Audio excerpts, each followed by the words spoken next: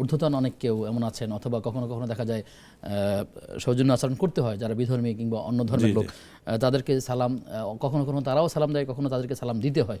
এক্ষেত্রে আসলে কি করা অর্থাৎ দরকার? এখানে প্রশ্নটা পুরুষ মহিলাকে সালাম দেবে কিনা বা মহিলা পুরুষকে সালাম দেবে কিনা এইটা যদি হয়, মুরব্বী আত্মীয় বা না, পরিচিত, অবাধ তিনি আছেন একজন, ধরেন যে রাষ্ট্রের একজন কর্ণধার, তিনি জি হচ্ছেন জি, অমুসলিম, কিন্তু আসলে আমার তো তার সাথে ও সৌজন্য আচ্ছা আলাপ আচ্ছা, করতে হয়। হ্যাঁ এটা এটা একটা তো এখানে মুসলমান যদি পুরুষ মহিলা হয় তাকে একে অপরকে সালাম দিতে পারে।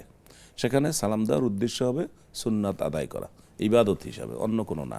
আবার সালাম দিলাম, দিতে দিতে ঘনিষ্ঠ হলাম, তারপর আরও কিছু আগালাম, তারপর আবার নিবৃত্তে কথা বললাম, এই দিকে সামনের দিকে আর যাওয়া যাবে না। অথবা দেখা গেল কোনো এক কর্মকর্তার কাছে একটা কাজ নিয়ে গেলাম, তিনি হচ্ছে অমুসলিম, জি কিন্তু সৌজন্যমূলক মুসলিমদের অভ্যাস হচ্ছে দেখা সম্বন্ধে সালাম দেওয়া। এখন তিনি একদিকে আমার হ্যাঁ, এটাও আছে, যেমন তিনি সালাম দেওয়া একটা ভদ্রতা, আবার তিনি অমুসলিম হয়েও তিনি দাবি করেন যে আমাকেও আপনারা সালাম দিবেন।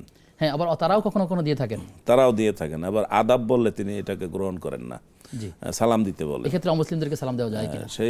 সেই ক্ষেত্রে অমুসলিমদের সালামের বিষয়ে হাদিস শরীফে এসেছে জি এবং কোরআন মাজিদেও আছে, যে ফেরাউনের দরবারে গিয়ে মুসা আলাইহিস সালাম সালাম দিয়েছিলেন এইভাবে, আসসালামু আলা মান ইত্তাবা আল হুদা, যে অর্থাৎ যারা অমুসলিম তাদেরকে সালামটা এইভাবে দিতে হয়, আসসালামু আলা মান ইত্তাবা আল হুদা, যিনি হেদায়েত গ্রহণ করেছেন তাকে আমি সালাম দিলাম। অথবা তাকে সালাম ভদ্রতার খাতিরে যদি দিতে হয় অফিসিয়াল কারণে, তিনি সালাম দিতে পারেন, এটা হলো ভদ্রতার সালাম, এটা ইবাদত হিসাবে না।